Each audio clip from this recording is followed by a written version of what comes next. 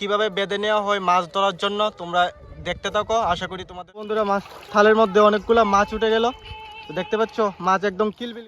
তো থালের মধ্যে বন্ধুরা বড় বড় মাছ উঠে না, একদম ছোট মাছ। তো এই মাছগুলো কেমন আছো সবাই? আশা করি তোমরা অনেক অনেক ভালো আছো।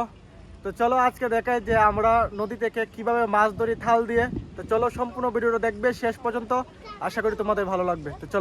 তো চলো বন্ধুরা দেখাই যে ওই যে আমার ছোট ভাই থাল পেতে নিয়েছে। তো কি করে থাল পাতে বা থাল দিয়ে কিভাবে মাছ ধরা হয় নদী থেকে, তো চলো তোমাদের দেখাই। এই দেখো। তো বন্ধুরা আশা করি দেখতে পাচ্ছ, এই যে জল দেখতে পাচ্ছ। তো শুধুমাত্র থাল পাতলে বন্ধুরা হবে না, কোন জায়গার মধ্যে মাছ অ্যাকচুয়ালি পাওয়ার সম্ভাবনা বেশি থাকে সেই জায়গা দেখে বন্ধুরা থাল পাততে হবে।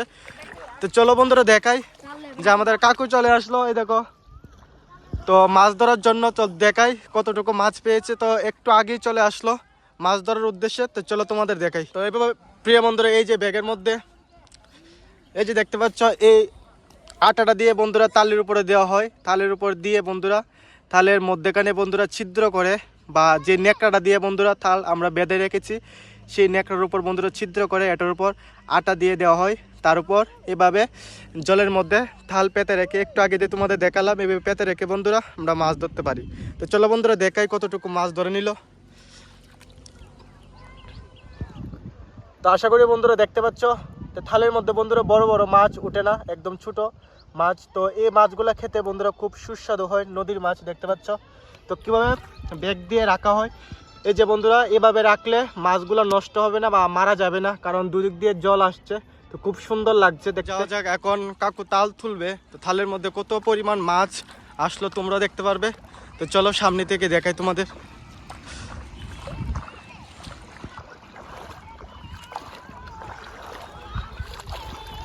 এই দেখো বন্ধুরা মাছ থালের মধ্যে অনেকগুলো মাছ উঠে গেল। তো দেখতে পাচ্ছ মাছ একদম কিলবিল করছে। তো চলো দেখাই তোমাদের কত পরিমাণে মাছ, বা আমরা কিভাবে নেই, কিভাবে নিয়ে ব্যাগের মধ্যে রাখি, সম্পূর্ণ দেখাবো। তোমরা শুধু শেষ পর্যন্ত থাকবে।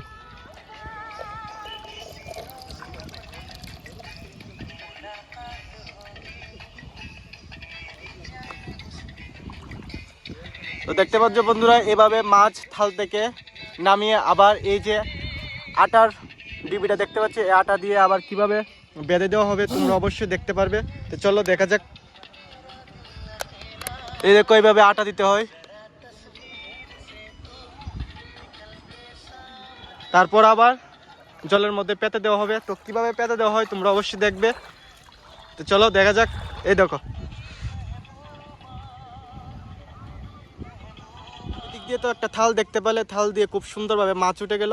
তারপর চলে গেল এই যে এখানে দেখতে পাচ্ছ, এখানে চলে গেল আরেকটি থাল তোলার জন্য। তো এমনভাবে বন্ধুরা 7 থেকে 8টা থাল পাততে হয়, কারণ বন্ধুরা একটা তাল বা দুটো তাল দিয়ে মাছ ধরা সম্ভব নয়, কারণ মাছ একদম কম পরিমাণে উঠে। তার জন্য বন্ধুরা অনেকগুলো থাল পেতে এভাবে ব্যাগের মধ্যে রেখে দেওয়া হয়। তোমরা তো দেখতে পেলে, একটু আগে তোমাদের দেখালাম যে অনেকগুলো মাছ উঠে গেল। এভাবে বন্ধুরা 4 থেকে 5 ঘন্টা বন্ধুরা পরিশ্রম করতে হয়। তো বন্ধুরা পরিশ্রম না করলে তো মাছ উঠবে না। আর বিশেষ করে বন্ধুরা বড় বড় মাছ উঠে না, কারণ থালের মধ্যে বন্ধুরা খুব ছোট ছোট মাছ উঠে, কিন্তু মাছগুলা খেতে, নদীর মাছগুলো খেতে বন্ধুরা খুব সুস্বাদু ও দুর্দান্ত হয় বন্ধুরা। বন্ধুরা থাল কিভাবে বেঁধে নেওয়া হয় মাছ ধরার জন্য তোমরা দেখতে থাকো, আশা করি তোমাদের ভালো লাগবে। কারণ এই যে নেকড়াটা দেখতে পাচ্ছ পুরাতন হয়ে গেছে, তো এই নেকড়া দিয়ে আর মাছ উঠবে না। তার জন্য আবার এই যে নেকড়াটা নিয়ে নিল, এই নেকড়া দিয়ে মধ্যেখানে ছিদ্র করে দেওয়া হলো মাছ ঢুকে দেওয়ার জন্য বা মাছ ওঠার জন্য জল থেকে। তো দেখতে পাচ্ছ এইভাবে ভালো করে টাইট করে বন্ধুরা বেঁধে দিতে হয়। তার উপর এই যে ছিদ্রটা দেখতে পাচ্ছ, এই ছিদ্রের মধ্যে ভালো করে আটাটা দিয়ে দেওয়া হয়। তারপর তো দেখতে পেলে বন্ধুরা নদীর মধ্যে যে জায়গার মধ্যে বন্ধুরা পেতে দেওয়া হয়, বন্ধুরা তোমাদের বুঝতে হবে যে কোন জায়গার মধ্যে বেশি পরিমাণে মাছ উঠবে, জলের স্রোত অনুযায়ী বন্ধুরা এটা বুঝতে হবে। তো যারা প্রত্যেকদিন মাছ ধরে, বা এই যে কাকু দেখতে পাচ্ছ, তো কাকু জানা আছে যে কোন জায়গার মধ্যে থাল পাতলে বন্ধুরা মাছ বেশি পরিমাণে উঠবে। তো এই জায়গা বুঝে বন্ধুরা তোমাদেরও পাততে হবে। তো নদী থেকে বন্ধুরা এভাবে মাছ তোমরা সংগ্রহ করে বন্ধুরা একদম বিনামূল্যে বাড়িতে নিয়ে খেতে পারবে।